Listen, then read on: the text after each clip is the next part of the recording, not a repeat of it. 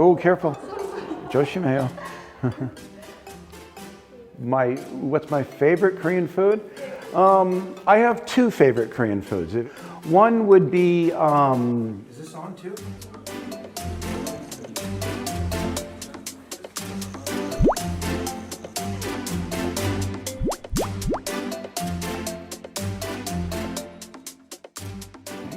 Hello, my name is Craig Bliss. I've been at Dongguk University in the Dharma College since 2013, working as a lecturer.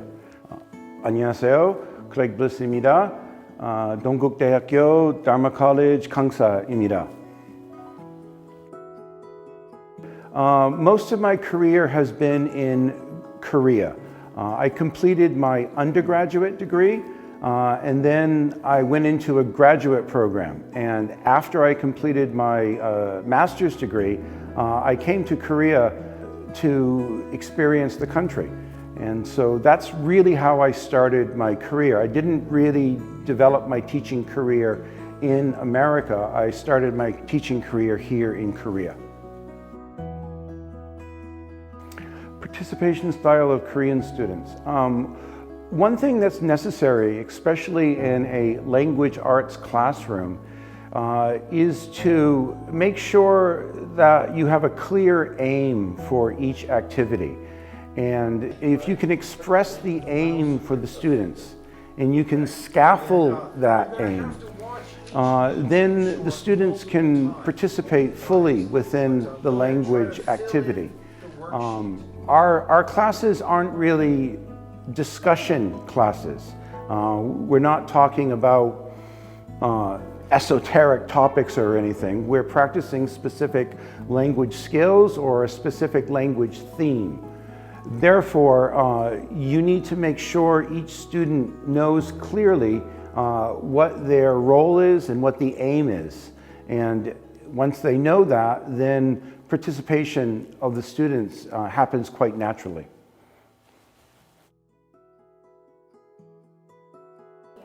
Okay, well, I've been working for a long time in Korea, so a lot of the cultural differences for me these days wash over me.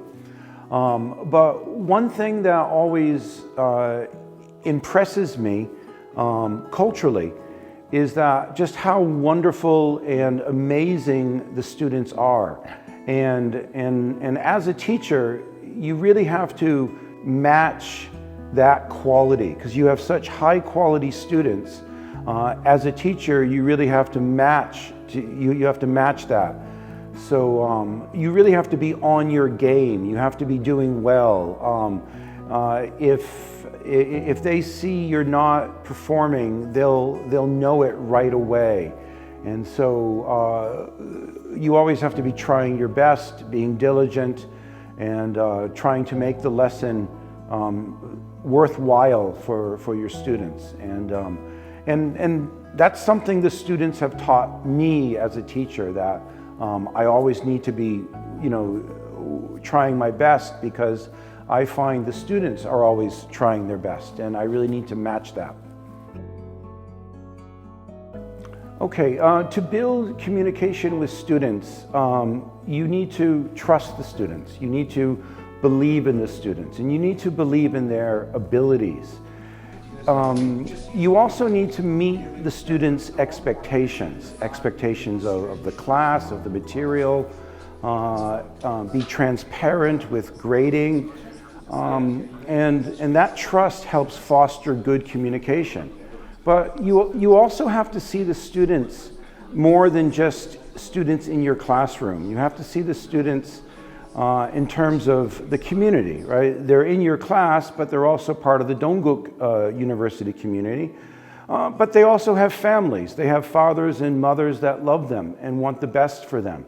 And so just respecting the students, I find, helps build communication with them. And so that's what I always try to do. Mm-hmm. Great question.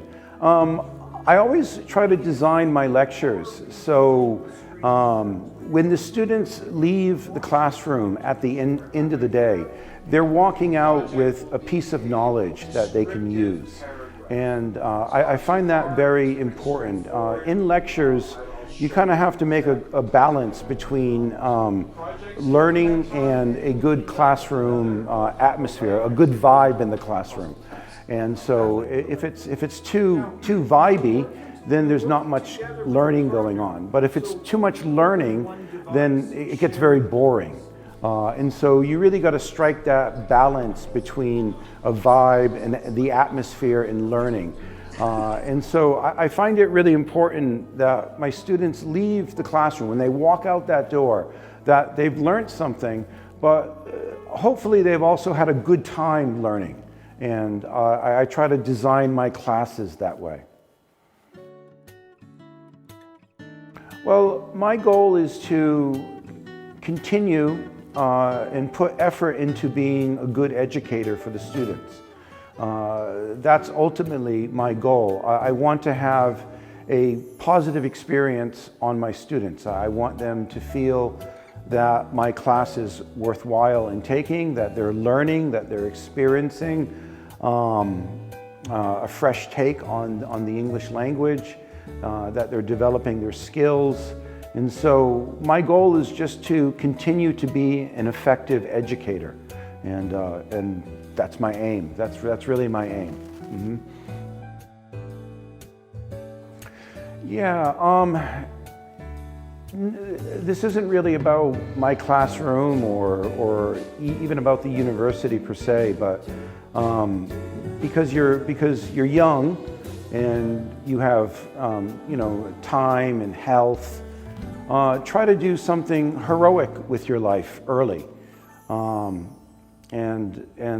Even if the heroic effort, even if that endeavor doesn't really match your expectations, you're still young and you can still try again with something.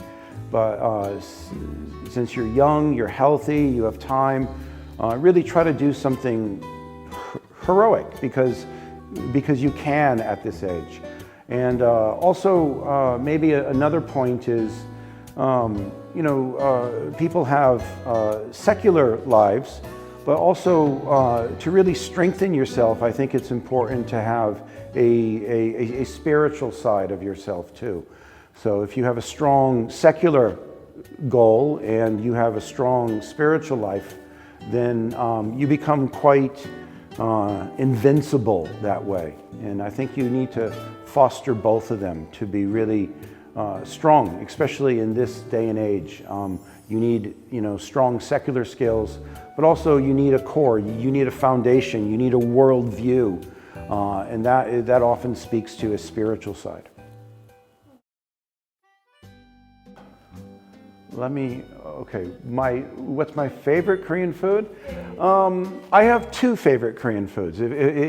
Sorry to waffle on that, but I have two favorite Korean foods.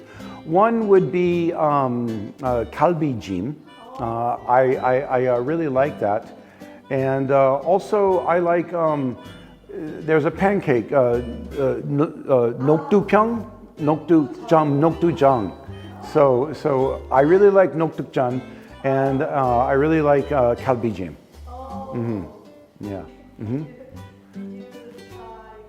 Oh, sure. Yeah. Sure. Sometimes makgeolli with it is very good. One time I had a makgeolli made with millet, and I thought that was a very delicious type of makgeolli.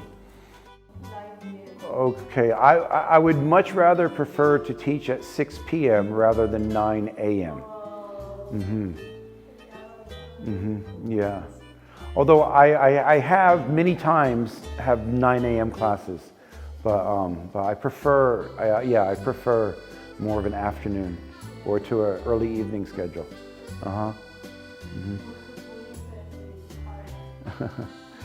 A 9 a.m. class, yes.